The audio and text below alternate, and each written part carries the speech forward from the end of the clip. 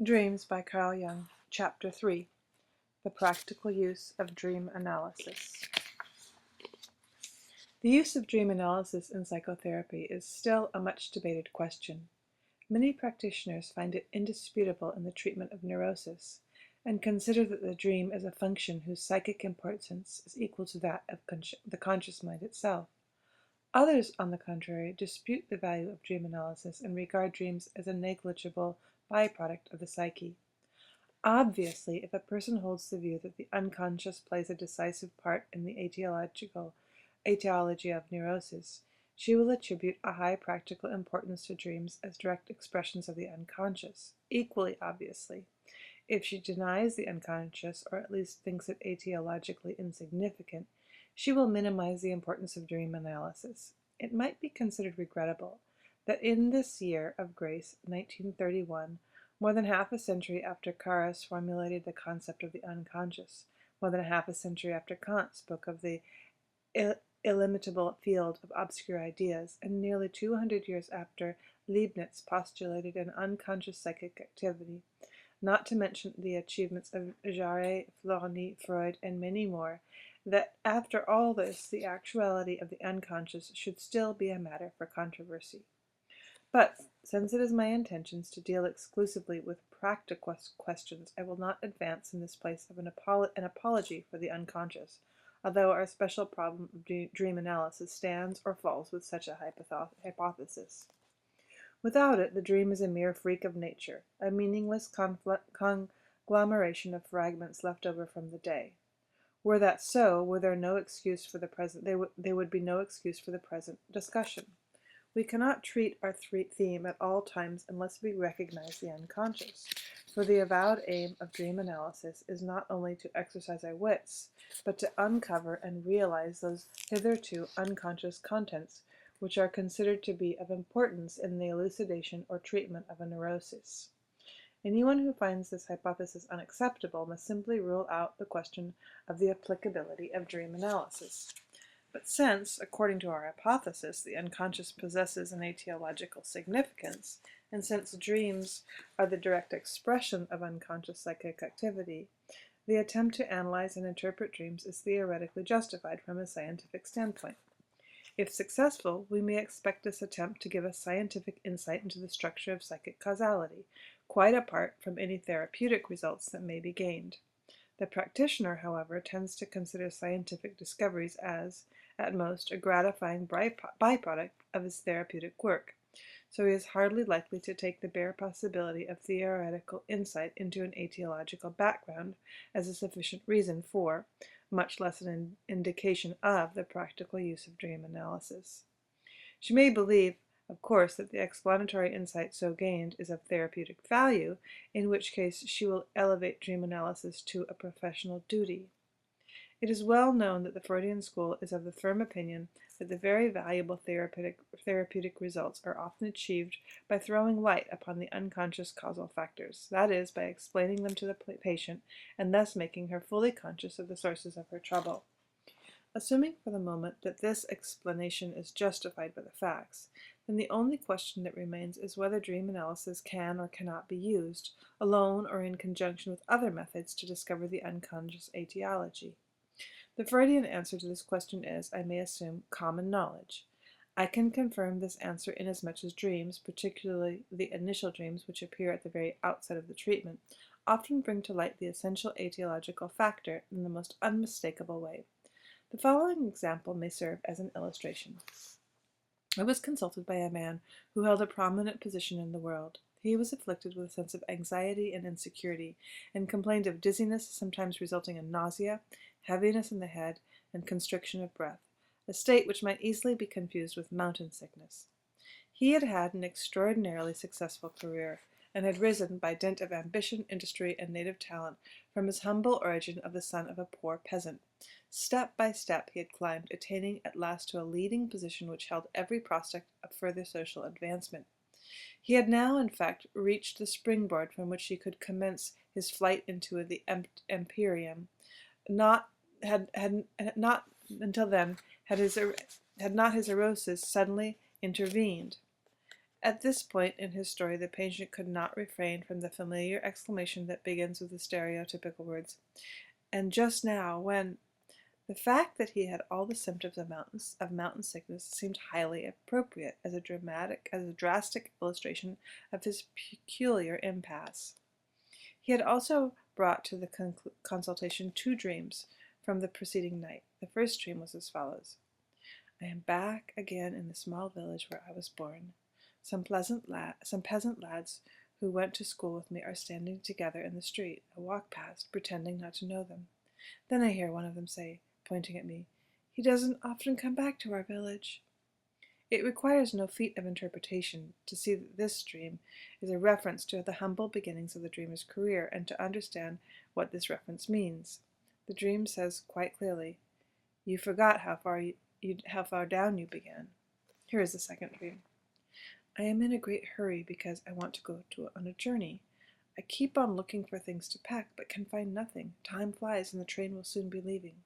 Having finally succeeded in getting all my things together, I hurry along the street only to discover that I have forgotten a briefcase containing important papers. I dash back all out of breath, find it at last, then race to the station, but I hardly make any headway. Out of the final effort, I rush onto the platform, only to see the train just steaming out of the station yard. It is very long, and it runs a curious S-shaped curve, and it occurs to me that if the engine driver does not look out and puts on steam when he comes into the straight, the rear coaches will still be on the curve and will be thrown off the rails by the gathering speed. And this is just what happens. The engine driver puts on steam. I try to cry out. The rear coaches give a frightening lurch and are thrown off the rails. There's a terrible catastrophe. I wake up in terror. Here again, no effort is needed to understand the message of the dream. It describes the patient's frantic haste to advance himself even further. But since the engine driver in front steams relentlessly ahead, the neurosis happens at the back, the coaches rock, and the train is derailed. It is obvious that at the present phase of his life, the patient had reached the highest point of his career. The strain of the long ascent from his lowly origin had exhausted his strength. He should have rested content with his achievements, but instead of that his ambition drives him on and up, into an atmosphere that is too thin for him, and to which he is not accustomed. Therefore his neurosis comes upon him as a warning. Circumstances prevented me from treating the patient further, nor did my view of the case satisfy him. The upshot was that the fate depicted in the dream ran its course. He tried to exploit the professional openings that tempted his ambition, and ran so violently off the rails that the catastrophe was realized in actual life. Thus, what could only be inferred from the conscious anonymous, namely, that the mountain sickness was a symbolical representation of the patient's inability to climb any further, was confirmed by the dreams as a fact. Here we come upon something of the utmost importance for the applicability of dream analysis. The dream describes the inner situation of the dreamer, but the conscious mind denies its truth or reality and admits it only grudgingly. Consciously, the dreamer could not see the slightest reason why he should not go steadily forward.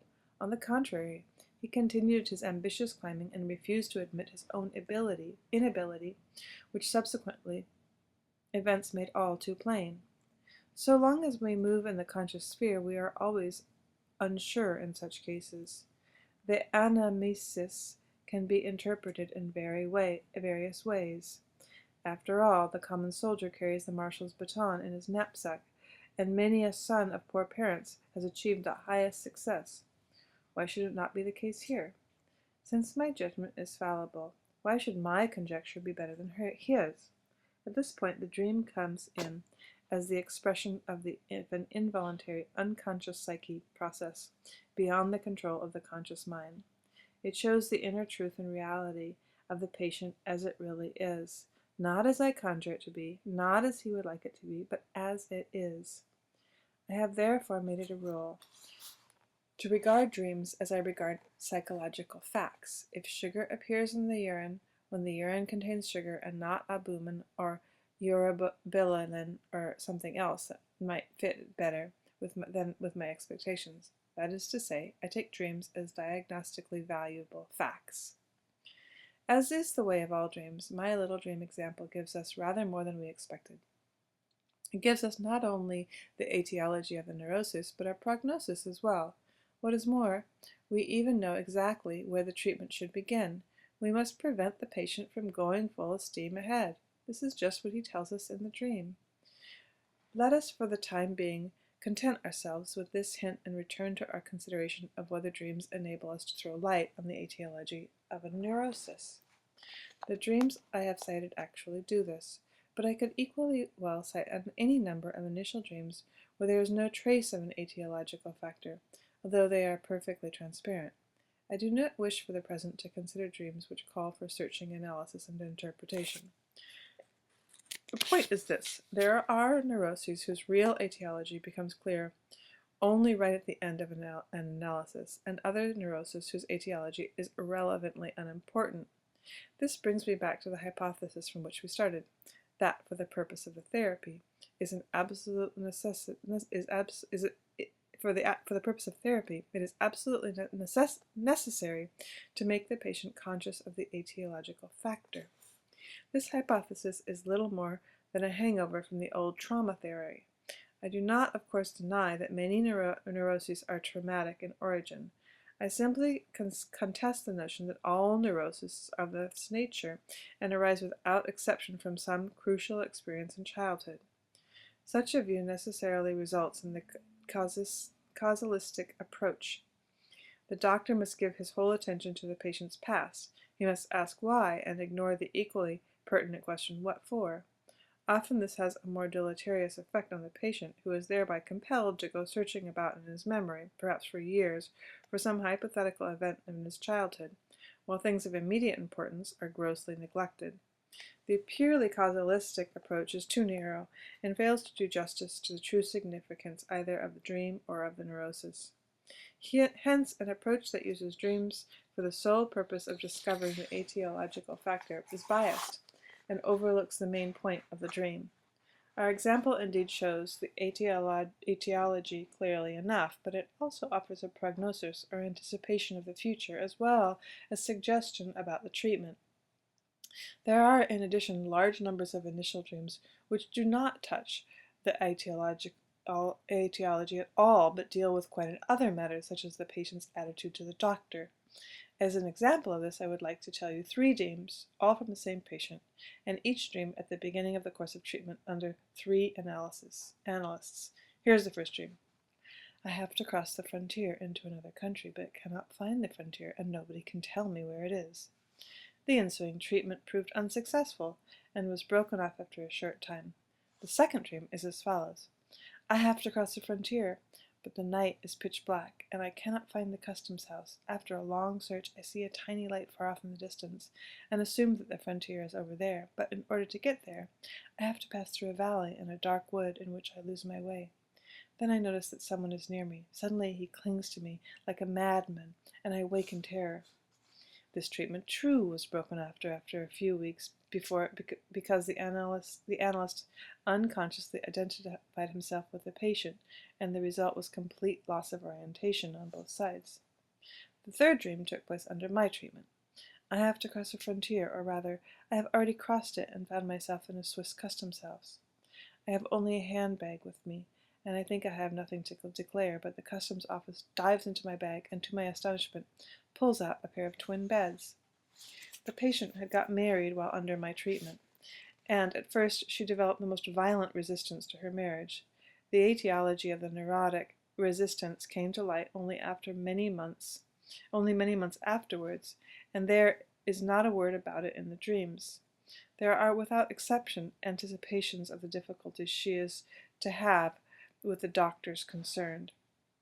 These examples, like many others of the kind, may suffice to show that dreams are often anticipatory and would lose their significant meaning completely on a purely causalistic view. They afford unmistakable information about the analytical situation, the correct understanding of which is the greatest therapeutic importance. Dr. A understood the situation correctly and handed the patient over to Dr. B. Under him, she drew her own conclusions from the dream and decided to leave. My interpretation of the third dream was a disappointment to her, but the fact that the dream showed the frontier as already crossed encouraged her to go on despite all of the difficulties. Initial dreams are often amazingly lucid and clear-cut, but as the work of analysis progresses, the dreams tend to lose their clarity. If, by way of exception, they keep it, we can be sure that the analysis has not yet touched on some important layer of the personality. As a rule, dreams get more and more opaque and blurred soon after the beginning of the treatment, and this makes the interpretation increasingly difficult. A further difficulty is that a point may soon be reached where, if the truth be told, the doctor no longer understands the situation as a whole. That she does not understand is proved by the fact that the dreams become increasingly obscure, for we all know that their obscurity is a purely subjective opinion of the doctor. To the understanding, nothing is obscure. It is only when we do not understand that things appear unintelligible and muddled. In themselves, dreams are naturally clear. That is, they are just what they must be under the given circumstances. If, from a later stage of treatment or from a distance of some years, we look back at these unintelligible dreams, we are often astounded at our own blindness. Thus, when, as the analysis proceeds, we come upon dreams that are strikingly obscure in comparison with the illuminating initial ones, the doctor should not be too ready to accuse the dreams of confusion or the patient of deliberate resistance.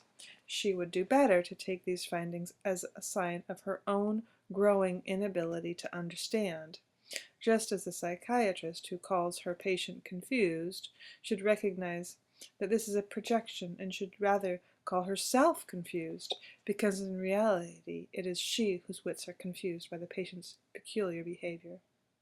Moreover, it is therapeutically very important for the doctor to admit her lack of understanding in time, for nothing is more unbearable to the patient than to be always understood. She relies far too much anyway on the mysterious powers of the doctor who, by appealing to her professional vanity, lays a dangerous trap for her. By taking refuge in the doctor's self-confidence and profound understanding, the patient loses all sense of reality and falls into a stubborn transference and retards the cure.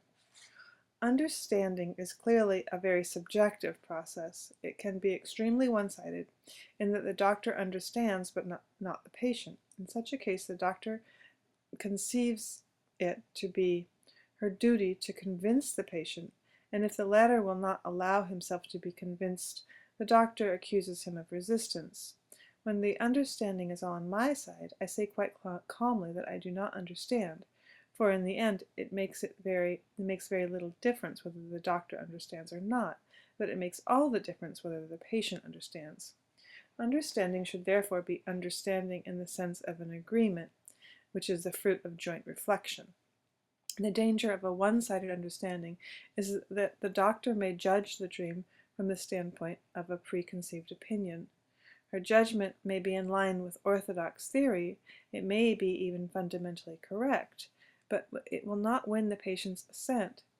He will not come to an understanding with him, and this is in the practical sense incorrect because it anticipates and thus cripples the patient's development. The patient, that is to say, does not need to have a truth inculcated unto him. If we do that, we only reach his head. He needs far more to grow up to this truth, and in this way we reach his heart. For the appeal goes deeper and works more powerfully. When the doctor's one-side interpretation is based on mere agreement as to the theory or on some preconceived opinion, her chances of convincing the patient or of achieving any therapeutic results depend chiefly upon suggestion.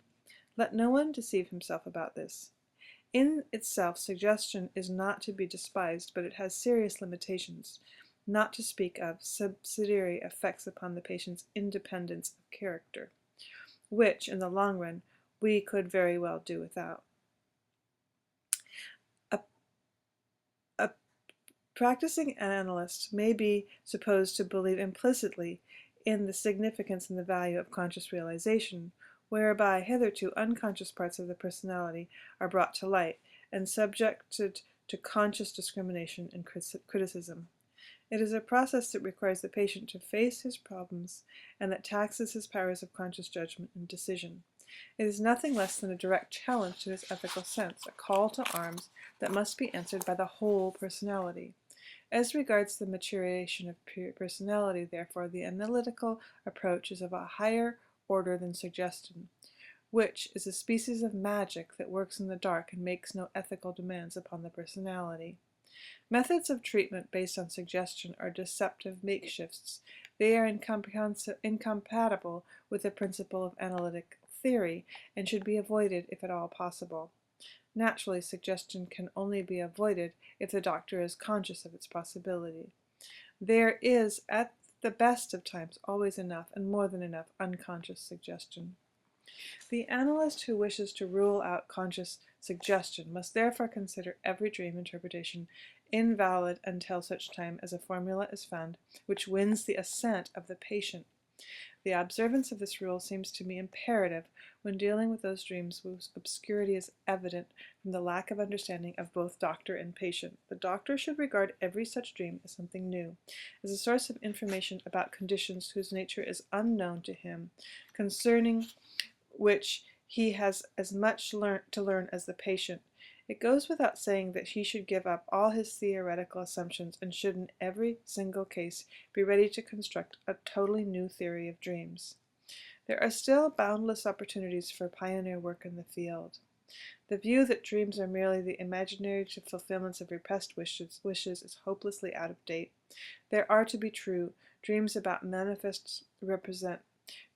manifestly represent wishes or fears.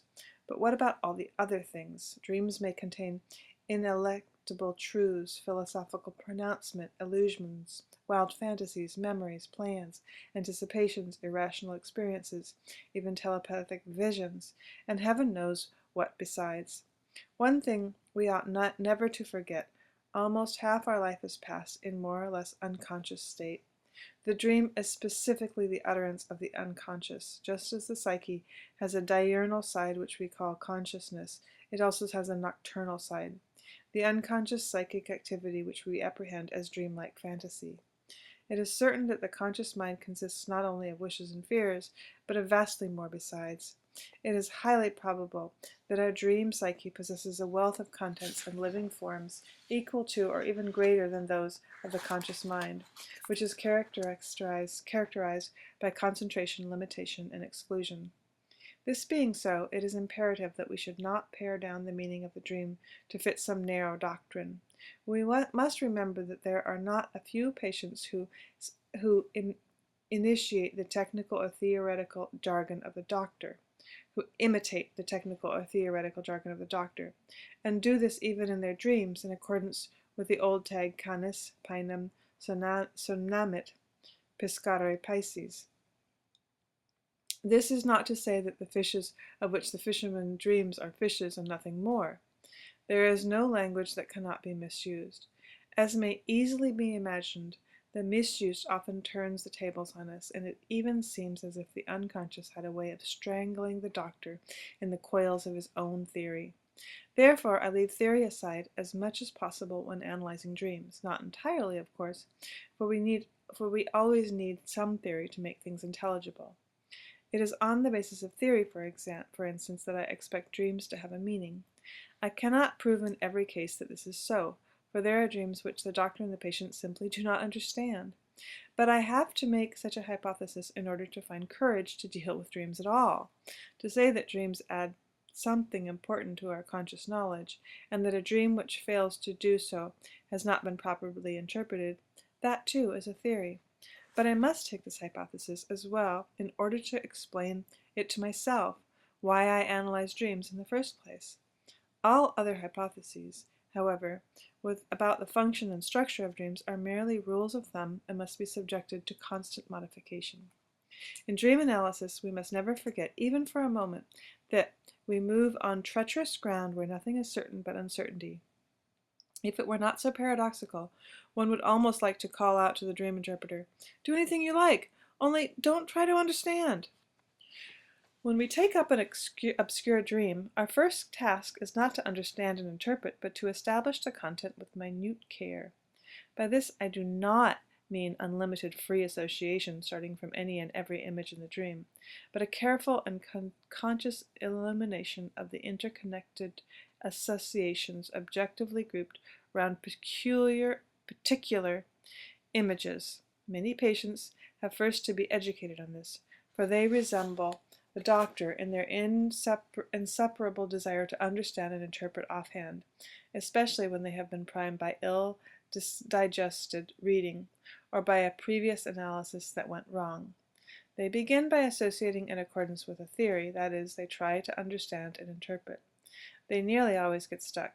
Like the doctor, they want to get behind the dream at once in the false belief that the dream is a mere facade concealing the true meaning.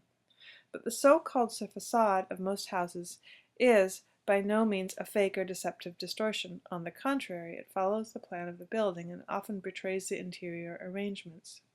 The manifest dream picture is the dream itself and contains the whole meaning of the dream. When I find sugar in the urine, if it is sugar and not just a facade for albumin, what Freud calls the dream facade is the dream's obscurity, and this is really only a projection of our own lack of understanding. We say that the dream has a false front only because we fail to see into it. We would do better to say that we are dealing with something like a text that is unintelligible, not because it has a facade, a text has no facade, but simply because we cannot read it. We do not have to go behind such a text, but we must first learn how to read it. The best way to do this, as I've already remarked, is to establish the context. Free association will get me nowhere, any more than it would help me decipher a Hittite inscription. It will, of course, help me to uncover all my own complexes, but for this purpose I have no need of the dream. I could just as well take a public notice or a sentence in a newspaper. Free association will bring out all my complexes, but hardly ever the meaning of the dream. To understand the dream's meaning, I must stick as close as possible to the dream images. When somebody dreams of a deal table, it is not enough for him to associate with a writing desk, which does not happen to be made of deal. Supposing that nothing more occurs to the dreamer. This blocking has an objective meaning, for it indicates that a particular darkness reigns in the immediate neighborhood of the dream image, and that is suspicious. We would expect her to have dozens of associations to a deal table, and the fact that there is apparently nothing in itself is significant. In such cases, I keep on returning to the image, and I usually say to my patients, suppose I had no idea what the word deal table means. Describe this object and give me its history in such a way that I cannot fail to understand what sort of thing it is. In this way, we manage to establish almost the whole context of the dream image. When we have done this for all the images in the dream, we are ready for the venture of interpretation. Every interpretation is a hypothesis, an attempt to read an unknown text. An obscure dream taken in isolation can hardly ever be interpreted with any certainty. For this reason, I attach little importance to the interpretation of single dreams. A relative degree of certainty is reached only in the interpretation of a series of dreams, where the later dream corrects the mistakes we have made in handling those that went before. Also, the basic ideas and themes can be recognized much better in dream series. I therefore urge my patients to keep a careful record of their dreams and of the interpretations given. I also show them how to work out their dreams in the manner described, so that they can bring the dream and its contents with them in writing to the consultation. At a later stage, I get them to work out the interpretation as well. In this way, the patient learns how to deal correctly with his unconscious without the doctor's help.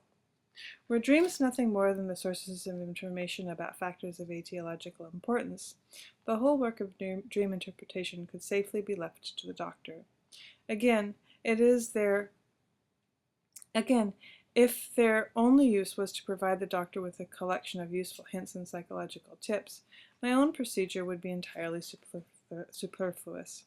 But since, as my examples have shown, dreams contain something more than practical helps for the doctor, dream analysis deserves very special attention. Sometimes, indeed, it is a matter of life and death. Among many instances of this sort, there is one that has remained particularly impressive. It concerns a colleague of mine, a man somewhat older than myself, whom I had not seen, whom I used to see from time to time, and who always teased me about my dream interpretations. Well, I met him one day in the street, and he called out to me, "How are things going? Still interpreting dreams? By the way, I've had another idiotic dream. Does that mean something too?" This is what he dreamed. I am climbing on a high mountain, over steep snow-covered slopes. I climb higher and higher, and it is a marvelous weather. The higher I climb, the better I feel. I think, if I could only go on climbing like this forever. When I reach the summit, my happiness and elation are so great that I feel I can mount right up into space, and I discover that I can actually do so. I mount upwards on empty air and awake in sheer ecstasy. After some discussion, I said, "My dear fellow, I know you can't give up mountaineering, but let me implore you not to go alone from now on. When you go, take 2 guides, and promise on your word of honor to follow them absolutely." "Incorrigible," he replied, laughing, and waved goodbye. I never saw him again. 2 months later, the first blow fell. When out alone, he was buried by an avalanche, but was dug out in the nick of time by a military patrol that happened to be passing. 3 months afterwards, the end came. He went on a climb with a younger friend, but without guides. A guide standing below saw him literally step out into the air while descending a rock face. He fell on the head of his friend, who was waiting lower down, and both were dashed to pieces far below. It was ecstatics with a vengeance. No amount of skepticism and criticism has yet enabled me to regard dreams as negligible occurrences. Often enough they appear senseless, but it is obviously we who lack the sense and ingenuity to read the enigmatic messages from the nocturnal realm of the psyche. Seeing that at least half our psychic existence is passed in that realm, and that consciousness acts upon our nightly life just as much as the unconscious overshadows our daily life, it would seem all the more incumbent on medical psychology to sharpen its sense by a systematic study of dreams. Nobody doubts the importance of conscious experience. Why then should we doubt the significance of unconscious happenings? They also are a part of our life, and sometimes more truly a part of it for weal or woe than any happenings of the day. Such dreams provide information about the hidden inner life and reveal to the patient those components of her personality which, in her daily behavior, appear merely as neurotic symptoms. It follows we cannot effortlessly treat her from the side of consciousness alone, but we must bring about a change in and through the unconscious. In light of our present knowledge, this can be achieved only by a thorough and conscious assimilation of unconscious concepts. Assimilation in this sense means mutual penetration of conscious and unconscious, and not, as is commonly thought and practiced, a one-sided evaluation, interpretation, and deformation of unconscious contents by the conscious mind. As to the value and significance of unconscious contents in general, very mistaken views are current. It is well known that the Freudian school presents the unconscious in a thoroughly negative light, much as it regards primitive man as little better than a monster. Its nursery tales about the terrible old man of the tribe and its teachings about the infantile, perverse, criminal unconscious have led people to mistake a dangerous ogre out of something perfectly natural. As if all that is good, reasonable, worthwhile, and beautiful had taken up its abode in the conscious mind. Have the horrors of the World War done nothing to open our eyes, so that we still cannot see that the conscious mind is even more devilish and perverse than the naturalness of the unconscious? The charge has recently been laid at my door that my teachings about the assimilation of the unconscious would undermine civilization and deliver up our highest values to sheer primitivity. Such an opinion can only be based on the totally erroneous supposition that the unconscious is a monster. It is a view that springs from fear of nature and the realities of life. Freud invented the idea of sublimation to save us from the imaginary claws of the unconscious. But what is real, what actually exists, cannot be alchemically sublimated. and if anything is apparently sublimated, it what never was what a false interpretation took it to be. The unconscious is not a demonic monster, but a natural entity which, as far as moral sense, aesthetic sense, and intellectual judgment go, completely neutral. It only becomes dangerous when our conscious attitude to it hopelessly goes wrong. To the degree that we repress it, its danger increases.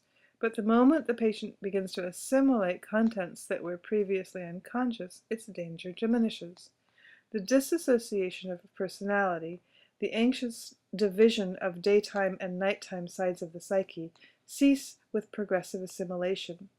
What my critics feared, the overwhelming of the conscious mind by the unconscious, is far more likely to ensue when the unconscious is excluded from life by being repressed, falsely interpreted, and depreciated. The fundamental mistake regarding the nature of unconscious is probably this.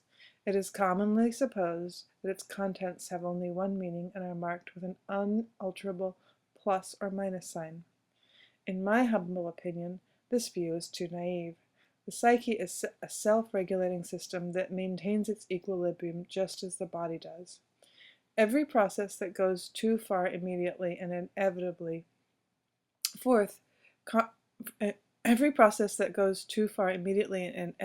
calls forth compensation, and without these there would be neither a moral metabolism nor a normal psyche. In this sense, we can take the theory of compensation as a basic law of psychic behavior. Too little on one side results in too much on the other. Similarly, the relation between conscious and unconscious is compensatory. This is one of the best proven rules of dream interpretation. When we set out to interpret a dream, it is always helpful to ask, what conscious attitude does it compensate? Compensation is not as a rule merely an illusory wish fulfillment, but an actual fact that becomes still more actual the more we repress it. We do not stop feeling thirsty by repressing our thirst. In the same way, the dream content is to be regarded with due seriousness as an actuality that has to be fitted into the conscious attitude as a co-determining factor. If we fail to do this, we merely persist in that eccentric frame of mind which evoked the unconscious compensation in the first place. It is then difficult to see how we can ever arrive at a sane judgment of ourselves or at a balanced way of living. If it should occur to anyone to replace the conscious content by an unconscious one, and this is the prospect which my critics find so alarming, she would only succeed in repressing it, and it would then reappear as an unconscious compensation. The unconscious would then have changed its face completely. It would now be timidly reasonable, in striking contrast to its former tone. It is not generally believed that the unconscious operates in this way, yet such reversals constantly take place and constitute its proper function. This is why every dream is an organ of information and control, and why dreams are our most effective aid in building up the personality. The unconscious does not harbor in itself any explosive materials unless an overweening or cowardly conscious attitude has secretly laid up stores of explosives there. All the more reason there for watching our step.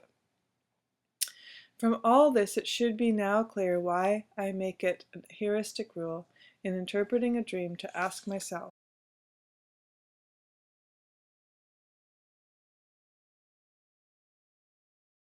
what conscious attitude does it compensate? By doing so, I relate the dream as closely as possible to the conscious situation. Indeed, I would even assert that without knowledge of the conscious situation, the dream can never be interpreted with any degree of certainty. Only in the light of this knowledge is it possible to make out whether the unconscious content carries a plus or a minus sign. The dream is not an isolated event completely cut off from daily life and lacking its character. It seems to us, thus, that is only the result of our lack of understanding, a subjective illusion. In reality, the relation between the conscious mind and the dream is strictly causal, and they interact in the subtlest of ways. I should like to show this by means of an example, how important it is to evaluate the unconscious contents correctly. A young man brought me the following dream. My father is driving away from the house in his new car. He drives very clumsily, and I get very annoyed over his apparent stupidity. He goes this way and that, forward and backward, and maneuvers the car into a dangerous position. Finally he runs into a wall and damages the car badly. I shout at him in a perfect fury that he ought to behave himself. My father only laughs, and then I see that he is dead drunk. This dream has no foundation in fact. The dreamer is convinced that his father would never behave like that, even when drunk. As a motorist, he himself is very careful and extremely moderate in the use of alcohol, especially when he has to drive. Bad driving, even slight damage to the car, irritates him greatly. His relation to his father is positive. He admires him for being an unusually successful man. We can say, without any great feat of interpretation, that the dream presents a most unfavorable picture of the father. What, then, should we take its meaning to be for the son? In his relation to his father, is his relation to his father good only on the surface, and does it really consist of his overcompensated resistance? If so, we should have to give the dream content a positive sign. We should have to tell the young man, this is your real relationship to your father. But since I can find nothing neurotically ambivalent in the son's real relation to his father, I had no warrant for upsetting the young man's feelings with such a destructive pronouncement. To do so would have been a bad therapeutic blunder. But if his relation to his father is in fact good, why must the dream manufacture such an impossible story in order to discredit the father? In the dreamer's unconscious there must be some tendency to produce such a dream. Is that because he has resistance after all, perhaps fed by envy or some inferior motive? But before we could go out of our way to burden his conscience, and with sensitive young men this is always rather a dangerous proceeding, we would do better to inquire not why he had this dream, but what its purpose is. The answer in this case would be that his unconscious is obviously trying to take the father down a peg. If we regard this as compensation, we are forced to the conclusion that his relation to his father is not only good, but actually too good. In fact, he deserves the French sobriquet of fils à papa.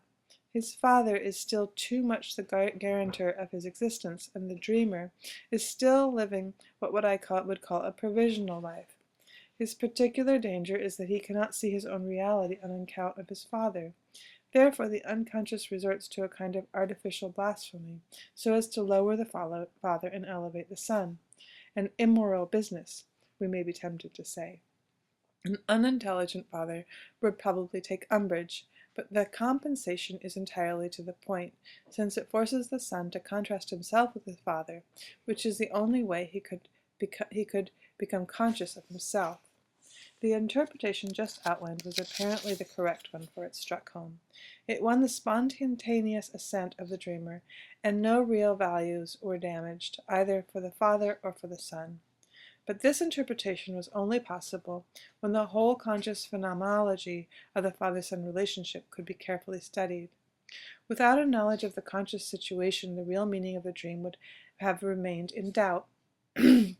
For dream contents to be assimilated, it is of overriding importance that no real values of the conscious personality should be damaged, much less destroyed. Otherwise, there is no one left to do the assimilating.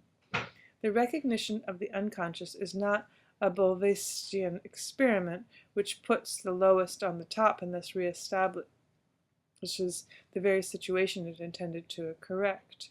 We must see to it the values of the conscious personality remain intact, for unconscious compensation is only effective when it cooperates with an integral consciousness. Assimilation is never a question of this or that, but always of this and that. Just as the interpretation of dreams requires exact knowledge of the conscious status quo, so the treatment of dream symbolism demands that we take into account the dreamer's philosophical, religious, and moral convictions. It is far wiser in practice not to regard dream symbols semiotically, i.e. as signs or symbols of a fixed character, but as true symbols, i.e. as expressions of a content not yet consciously regarded or conceptually formulated. In addition, they must be considered in relation to the dreamer's immediate state of consciousness. I say that this procedure is advisable in practice because in theory, relatively fixed symbols do exist whose meanings must be on no account be referred to as anything known or formulated as a concept. If there were no such relatively fixed symbols, it would be impossible to determine the structure of the unconscious, for there would be nothing that could in any way be laid hold of or described. It may seem strange that I should attribute an, as it were, indefinite content to these relatively fixed symbols. Yet, if their content were not indefinite, they would not be symbols at all, but signs or symptoms. We all know how the Freudian school operates with the hard and fast sexual symbols, which, in this case, I would call signs, and endows them with apparently definitive context, namely sexuality. Unfortunately, Freud's idea of sexuality is incredibly lasting and so vague that it can be made to include almost anything. The word sounds familiar enough, but what it denotes is no more than an indeterminate X that ranges from the psychological activity of the glands at one extreme or the subliminal reaches of the spirit at the other. Instead of yielding to a dogmatic conviction based on the illusion that we know something because we have a familiar word for it, I prefer to regard the symbol as an unknown quantity, hard to recognize, and in the last resort, never quite determinable.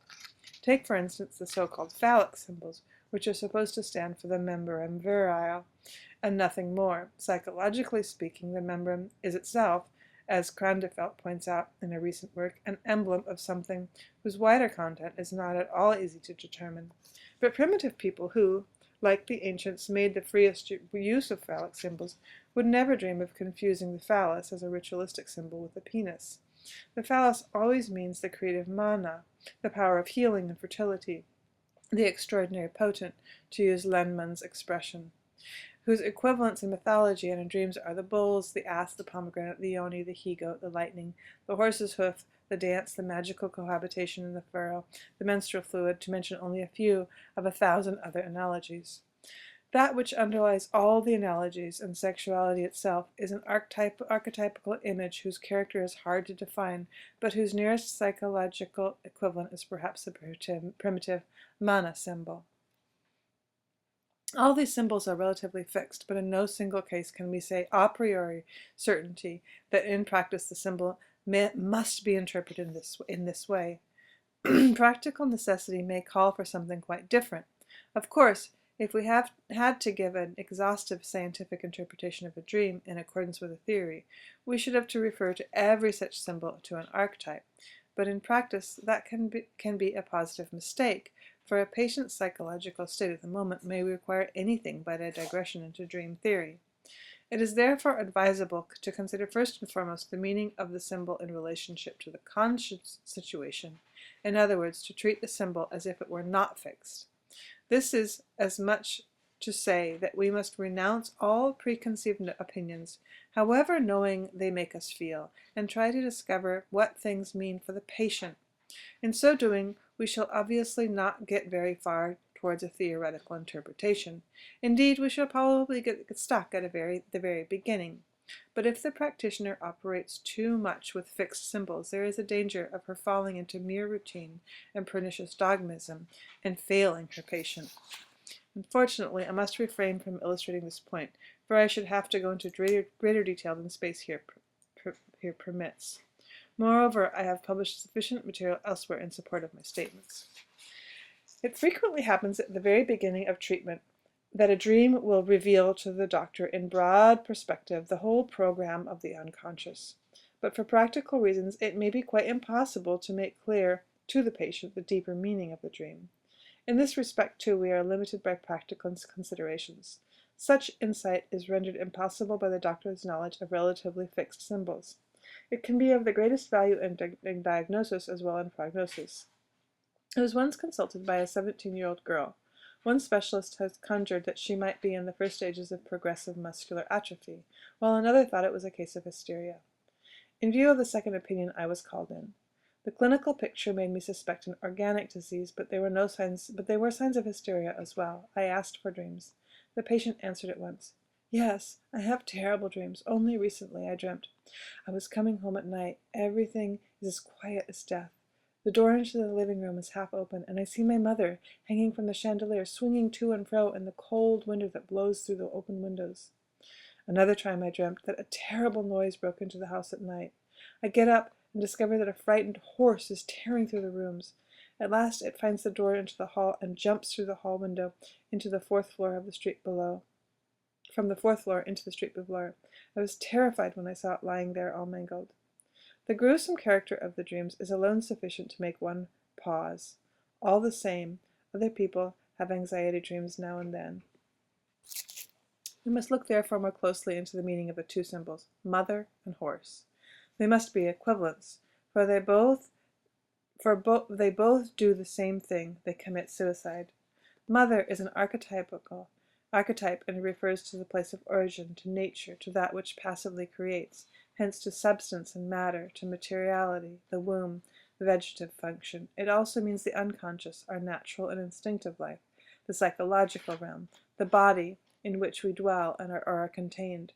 For the mother is also the matrix, the hollow form, the vessel that carries and nourishes, and it thus stands psychologically for the foundations of consciousness.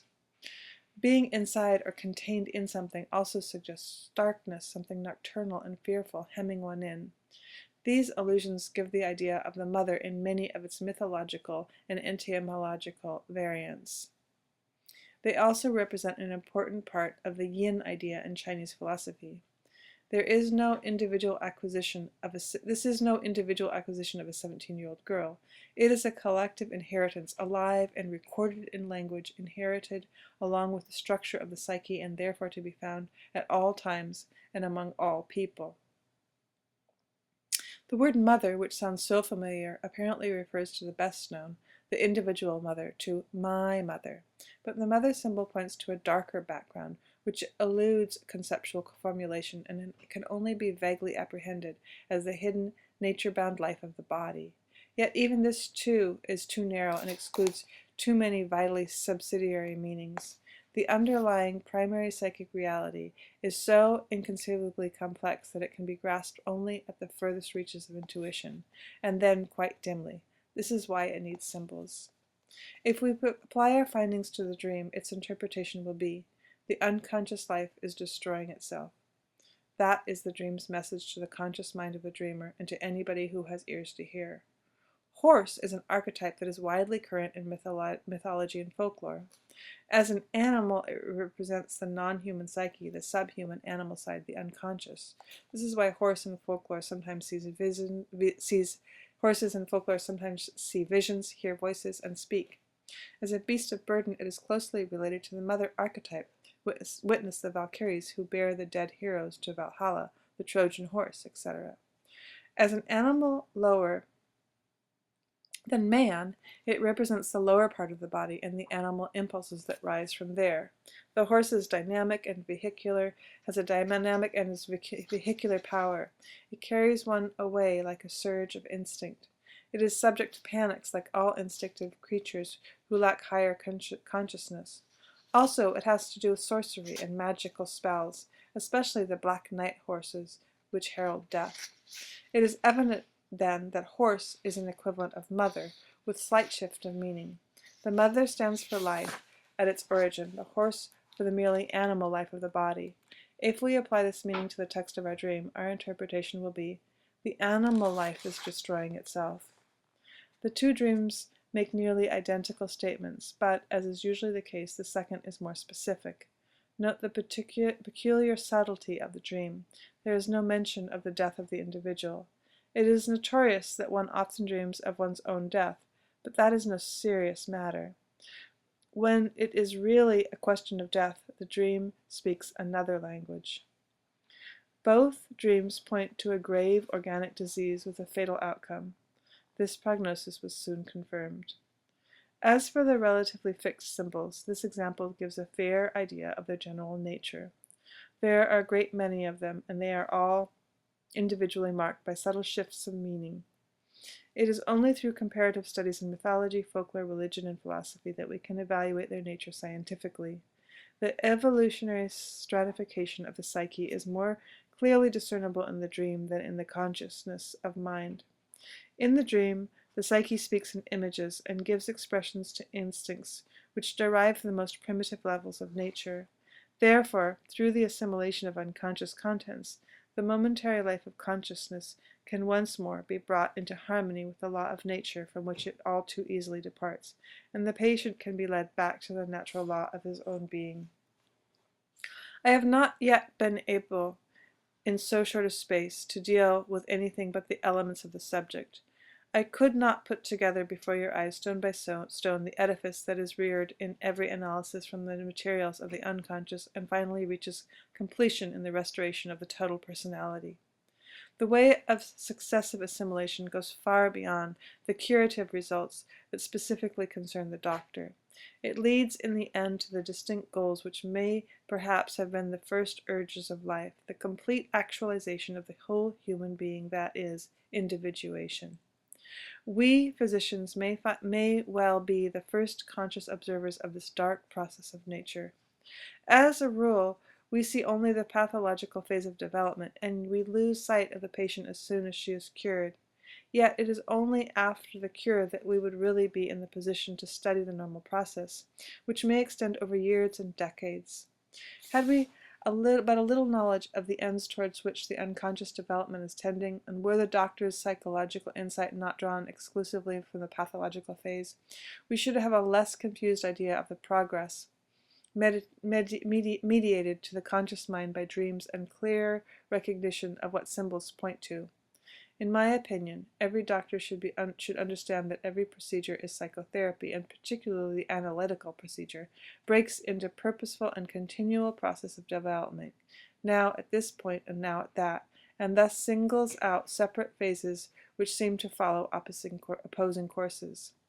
Each individual analysis by itself shows only one part or one aspect of a deeper process, and for this reason nothing but hopeless confusion can result from comparative case histories. For this reason, too, I have preferred to confine myself to the rudiments of the subject and to practical considerations, for only in closest contact with the everyday facts can we come to anything like a satisfactory understanding.